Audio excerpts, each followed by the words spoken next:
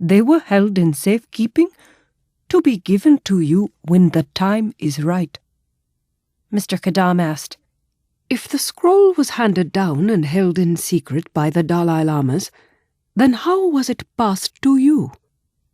The scrolls and the secret must be held by two men. The Dalai Lama doesn't know who the next Dalai Lama will be. So he entrusts his teacher. When his teacher dies, he entrusts that teacher's reincarnation. When the Dalai Lama dies, the teacher shares the secret with the next Dalai Lama, so that the scroll is never lost.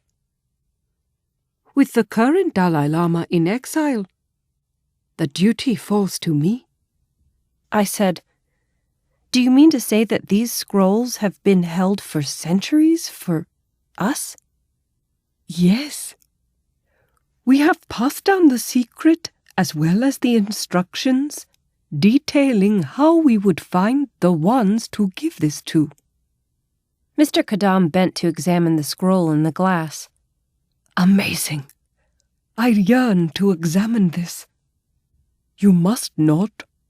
I was told the scroll was not to be read until the fifth sacrifice was complete. It's even been suggested that to open it early would cause a catastrophe of the gravest kind. I muttered, The fifth sacrifice? But Mr. Kadam, we still don't even know what that will be. I turned to the ocean teacher. All we know of so far are the 4 sacrifices and the 4 gifts. We won't know the 5th until much later. Are you sure we can be successful in our quest without reading the scroll? The monk shrugged. It is not for me to know. My duty is to place this in your care and fulfill my other 2 obligations. Come, sit here, young lady, and let me anoint your eyes. He pulled a chair over for me, approached me with the green vial, and addressed us. Tell me, Mr. Kadam, in your studies, have you come across a people called the Chewong? Mr. Kadam took a seat. I confess, no, I have not. I sniggered softly. That's an amazing fact in and of itself. Mr. Kadam not knowing something? Is it even possible? The Chewong are from Malaysia. Fascinating people. There is tremendous pressure on them now to convert to Islam and mainstream into Malaysian society. However, there are several who fight for their rights to keep their language and culture.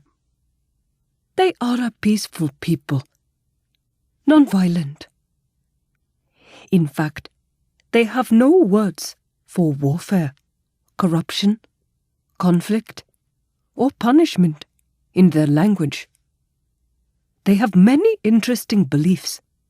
One noteworthy ideal relates to communal property.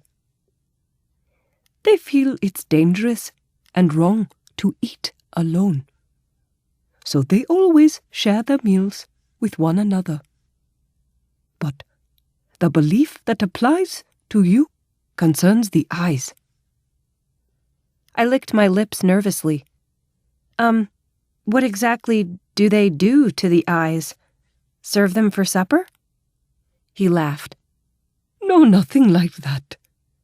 They say their shamans or religious leaders have cool eyes, while the average person is considered to have hot eyes.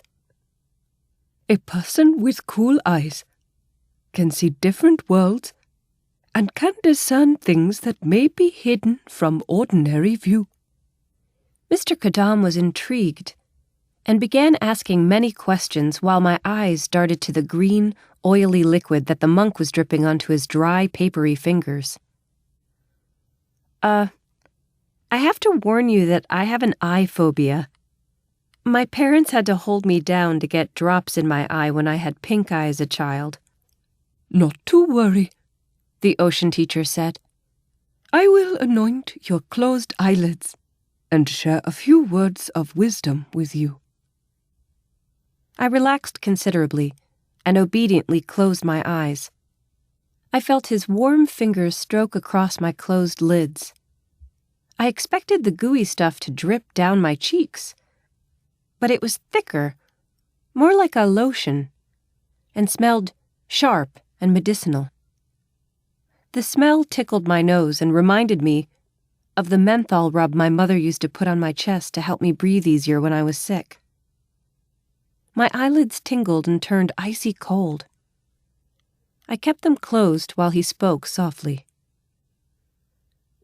My advice for you, young one, is to tell you that the very purpose of life is to be happy.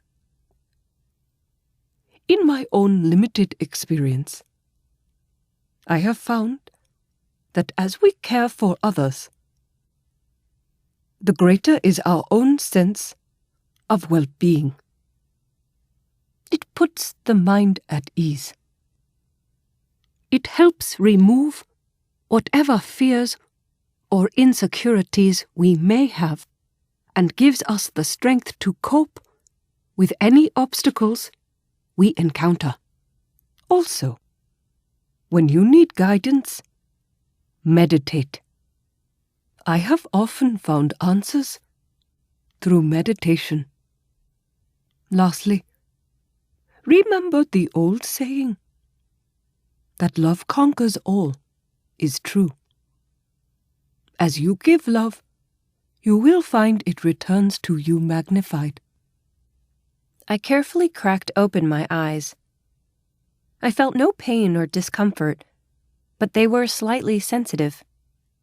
Now it was Kishan's turn.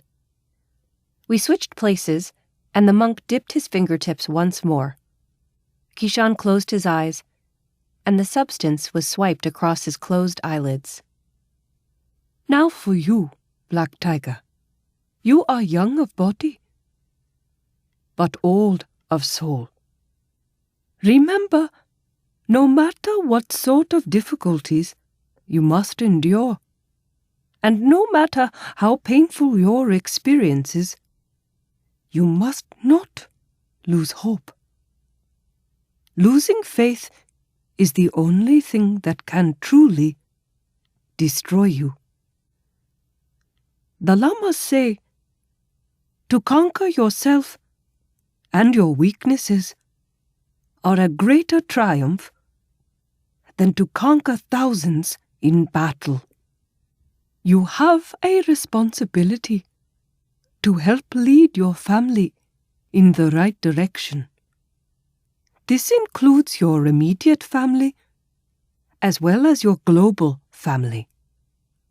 Good intentions are not sufficient to create a positive outcome. You must act. As you take part and become actively engaged, answers to your questions will appear.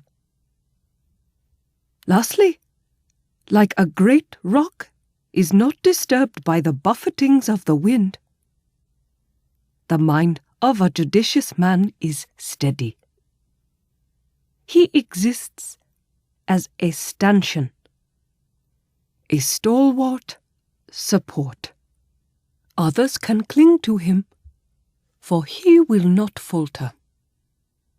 The ocean teacher put the stopper back in the vial, and Kishan blinked his eyes open. The green substance had disappeared from his lids. He sat next to me and stretched out his hand to touch my arm. The man who was the ocean teacher, a great Lama of Tibet, held out his hand to shake Mr. Kadam's. He said, "My friend, I sense that your eyes have already been opened, and you have seen more things than I can imagine. I leave this scroll in your hands, and ask that you come to visit with me from time to time.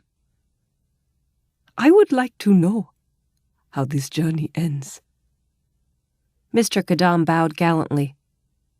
I would consider it a great honor, wise one. Good. Now only one thing remains on my agenda, and that is to guide you to the Spirit Gate. He explained. Spirit gates mark the boundary between the physical world and the spirit world. As you pass through them, you cleanse yourself of weighty earthy matters and focus on the spiritual.